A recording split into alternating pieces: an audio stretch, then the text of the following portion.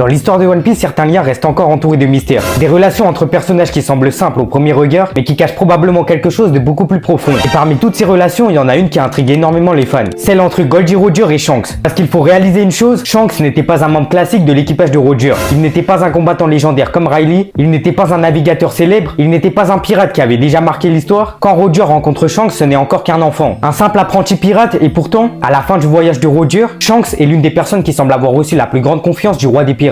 Alors une question devient fascinante. Pourquoi Roger a-t-il autant fait confiance à Shanks? Pourquoi laisser autant de choses entre les mains d'un enfant? Pourquoi Shanks semble-t-il avoir hérité d'une partie de la volonté de Roger, alors que d'autres membres de son équipage étaient beaucoup plus anciens et expérimentés? Et la réponse pourrait être liée à une chose très importante dans One Piece. Roger n'a peut-être pas choisi Shanks pour ce qu'il était. Il l'a choisi pour ce qu'il pouvait devenir. Et pour comprendre leur relation, il faut revenir au moment où Shanks apparaît pour la première fois dans l'histoire. Bien avant de devenir empereur, bien avant d'être considéré comme l'un des pirates les plus puissants du monde, Shanks était simplement un apprenti de l'équipage de Roger. Avec Baggy, il faisait partie des jeunes membres qui accompagnaient les légendes de l'époque, et dès le début, Oda nous montre quelque chose d'intéressant. Shanks n'est pas présenté comme un monstre de puissance. Il n'est pas celui qui impressionne par sa force, il est celui qui observe, celui qui apprend, celui qui écoute, et c'est probablement ce qui explique pourquoi Roger s'intéresse à lui. Tout d'abord, il faut comprendre comment fonctionnait l'équipage de Roger. Ce n'était pas seulement une association de combattants puissants, c'était un groupe de personnes qui partageaient un voyage exceptionnel. Roger était quelqu'un qui accordait énormément d'importance aux liens humains. On le voit avec Riley, on le voit avec Oden, on le voit même avec tout son équipage. Roger n'était pas un capitaine qui choisissait uniquement les personnes les plus fortes. Il choisissait des personnes qui partageaient son état d'esprit. Et Shanks semblait posséder quelque chose d'essentiel. La volonté d'aller de l'avant. Mais le moment le plus important dans la relation entre Roger et Shanks arrive après le voyage vers Laftel. Lorsque l'équipage de Roger découvre la vérité du monde, quelque chose change. Nous savons que Roger comprend qu'ils sont arrivés trop tôt. Nous savons qu'il apprend l'existence de Joy Boy et du secret du monde. Mais après cette découverte, Roger doit prendre une décision. Que faire de ce qu'il sait? Et surtout, à qui transmettre cette volonté? Et c'est là que Shanks devient particulièrement intéressant. Parce qu'il est présent durant cette période. Il voit son capitaine revenir de Laftel. Il voit les changements dans l'équipage. Il voit Roger approcher de la fin de son voyage. Et il est suffisamment proche pour comprendre qu'il se passe quelque chose d'important. Cependant, il faut être précis. Le manga n'a jamais révélé exactement tout ce que Roger a dit à Shanks. Nous ne savons pas quelles informations précises il lui a été transmis. Nous ne savons pas non plus si Roger lui a révélé tous les secrets de Laftel. Ce qui est certain, c'est que Shanks a été profondément influencé par Roger. Et cela devient encore plus évident après la dissolution de l'équipage. Après la mort de Roger, beaucoup de membres suivent leur propre chemin.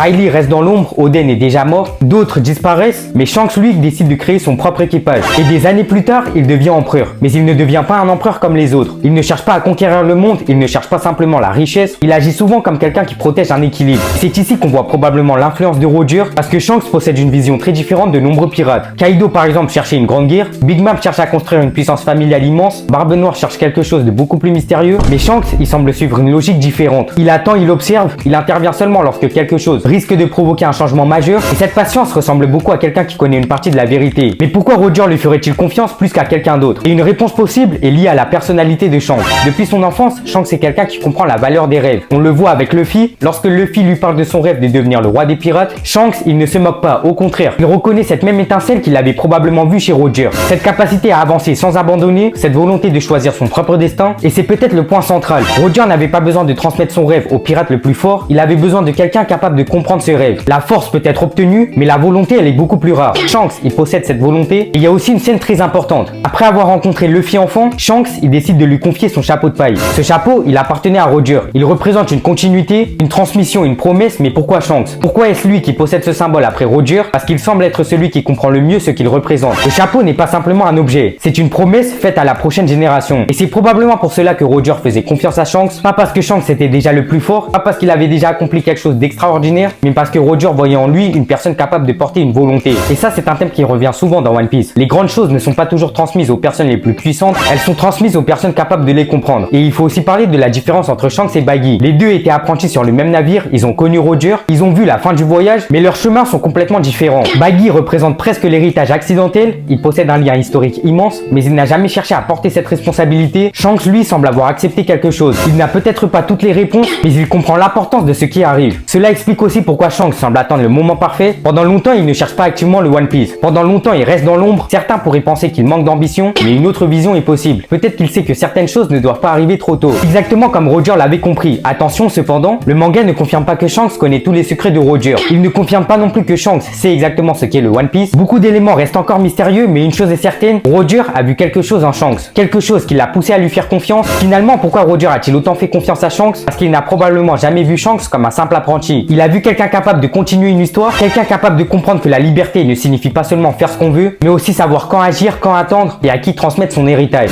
Roger savait qu'il ne serait pas celui qui changerait le monde, il savait que son époque n'était pas la bonne, alors il a laissé derrière lui des personnes capables de préparer l'avenir. Riley a transmis son savoir, Oden a transmis son histoire et Shanks a transmis une volonté. La volonté de croire au prochain porteur du chapeau de paille, parce qu'au fond Roger n'a peut-être pas choisi Shanks parce qu'il était déjà extraordinaire. Il l'a choisi parce qu'il savait qu'un jour, il le deviendrait. Maintenant, je voudrais bien avoir ton avis. D'après toi, pourquoi Roger a autant fait confiance à Shanks? Dis-moi tout ce que tu penses de ça en commentaire, j'ai hâte de le lire. Et surtout, merci d'être resté jusque là, j'espère que tu as kiffé la vidéo. Si c'est le cas, pense à la liker, à t'abonner et surtout à activer la cloche de notification pour ne rien rater des prochaines vidéos. Nous, on se retrouve très bientôt pour de nouvelles vidéos. En attendant, prends soin de toi, au revoir.